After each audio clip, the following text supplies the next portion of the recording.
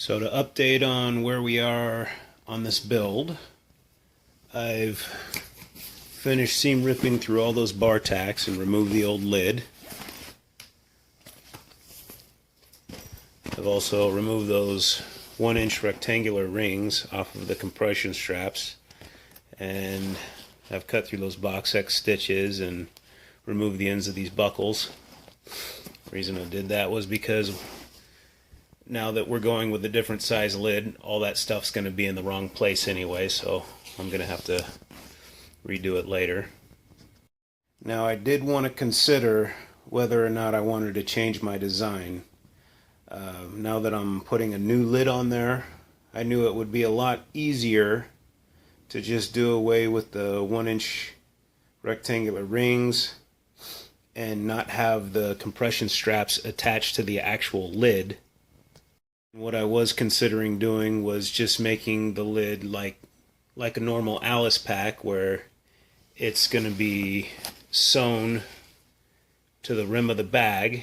Then there will be just a couple of pieces of 1-inch webbing that the compression straps will just simply slide through, but other than that, it won't be, the compression straps would not be actually attached to the top layer of the lid. That would have been a lot easier, but it's not what I wanted. I wanted, this is the bag I wanted for myself, and the way I wanted it designed was to have the compression straps sewn to the top of the lid. That's just the way I like it. It's not for everyone, but that's just my personal taste. Now, it's obviously apparent why most manufacturers don't do designs like that. It's too much of a pain in the neck when you actually go to put the bag together. Instead, that's why you usually see free floating lids, lids like the Alice pack that I just mentioned, where the compression straps are just going through a simple piece of 1-inch webbing, or you'll just see the buckle sewn with a box X stitch and a little bit of webbing to the bottom of the backpack. It's just much easier to do it that way, but I'm doing it my way because that's the way I want my backpack. I have made some progress on our new lid.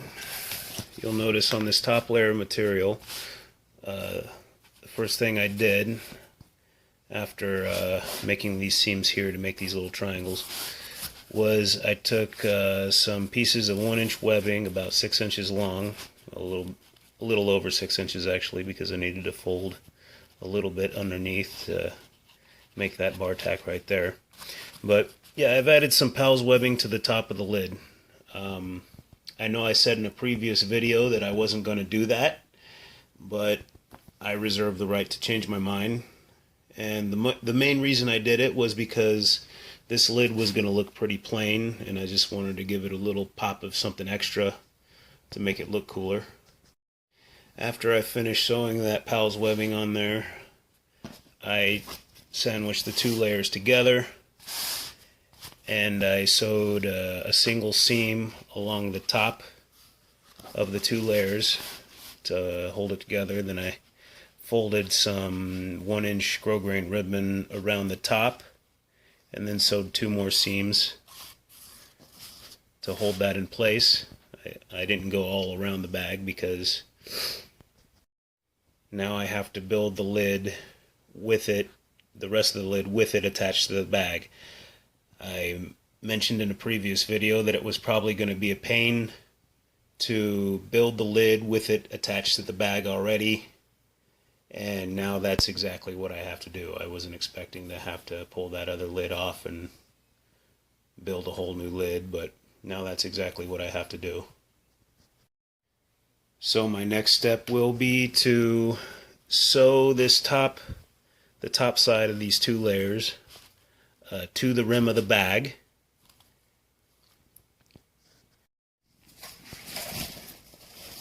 And once I do that, I will be adding those 1-inch rings, the 1-inch rectangular rings, to the compression straps.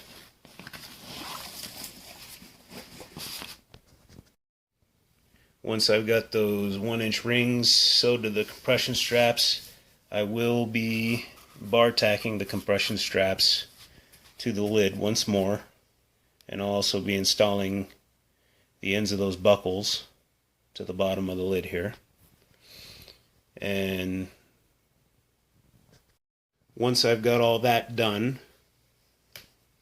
then I will be adding the rest of the grosgrain ribbon around the outer edge of the lid. Or, well, first I'll sew a seam to connect the rest of the 2 layers of the lid, and then I'll add the grosgrain ribbon.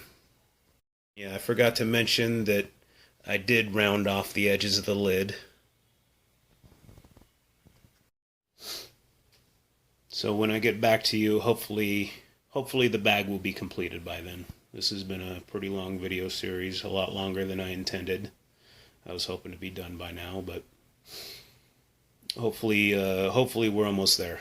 We're almost at the finish line.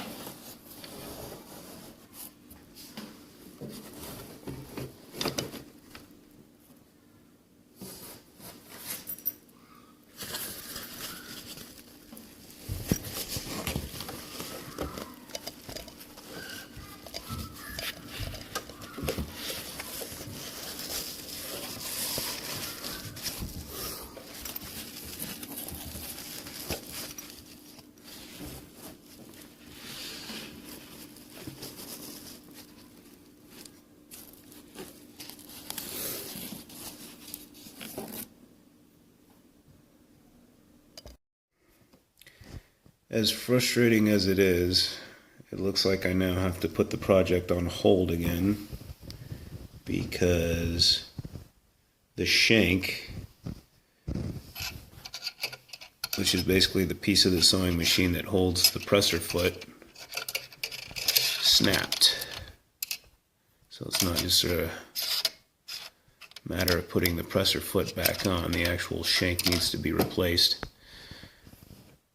So until I get a new one in the mail, it looks like the project's on hold again.